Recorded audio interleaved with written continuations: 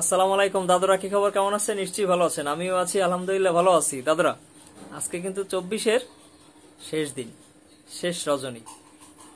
24টা অনেক মানুষের জন্য লাকিলি ছিল, আবার অনেক মানুষের জন্য কিন্তু অনেক দুর্ভাগ্য, কষ্টের, স্বজন হারানোর বেদনা, এরকম দিনগুলোও কিন্তু মানুষ পার করছে। বিগত দিনগুলোতে এটার থেকে সবচাইতে বড় যে বাংলাদেশে যে ঐতিহাসিক একটা ঘটনা ঘটছে, সেটা হলো 5ই আগস্ট। 5ই আগস্ট নতুন করে স্বাধীন হয়েছে দেশটা, এবং বাংলাদেশের যে আপামর জনগণ, এই জনগণ কিন্তু তারা কি বাক স্বাধীনতা ফিরে পাইছে, ঠিক আছে। এবং এটা সহ আনুষঙ্গিক আরো অনেক কিছুই লাভ করছে আর কি। কিছুটা দেখা যায়, কিছুটা অদৃশ্য, এরকম আর কি। আজকে সোহরাওয়ার্দী উদ্যানে জামায়াতের আমির সাহেব ওনাকে মানে বুক ভরা ভালোবাসা প্লাস সালাম। কেন? এই কারণে, কারণ উনি যেসব কথাবার্তাগুলো আজকে বলছে, সেই কথাবার্তাগুলো হলো সম্পূর্ণটাই শিক্ষা ব্যবস্থাটাকে নিয়ে।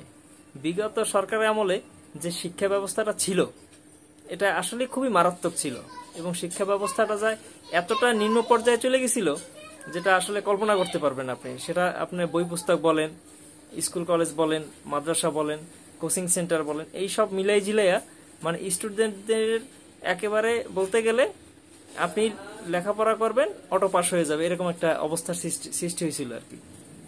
বইপত্রের যে লেখাপড়াগুলো ছিল, এগুলো যদি আপনারা একটু খেয়াল করেন তাহলে দেখতে পারবেন যে তাদের কারিকুলামে কি ধরনের মানে এইগুলা ছিল, লেখাপড়ার জিনিসগুলা ছিল।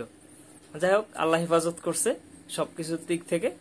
এবং উনি বলছে যে মানে বিগত দিনে যেরকম আমরা দেখছি চাপাতি নিয়ে দৌড়াদৌড়ি করতে, বন্দুক নিয়ে, পিস্তল নিয়ে দৌড়াদৌড়ি করতে, হকি স্টিক নিয়ে দৌড়াদৌড়ি করতে, এগুলা ভবিষ্যতে হবে না আর কি।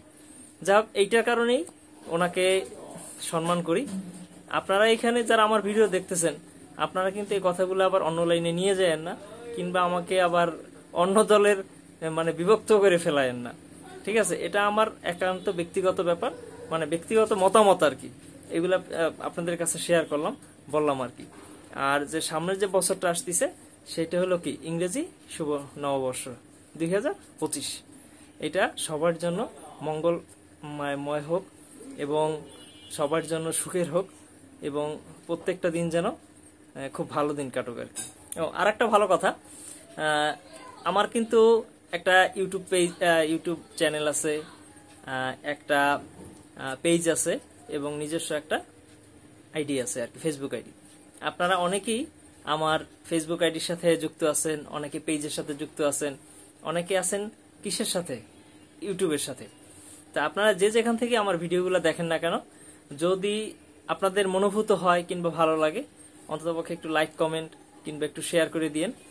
আর লাইক কমেন্ট আপনি যতক্ষণে না করবেন, ততক্ষণে আমার পরবর্তী ভিডিওটা কিন্তু আপনার কাছে পৌঁছাবে না, ঠিক আছে। ঠিক এইটা কারণের জন্যই লাইক কমেন্ট চাচ্ছি।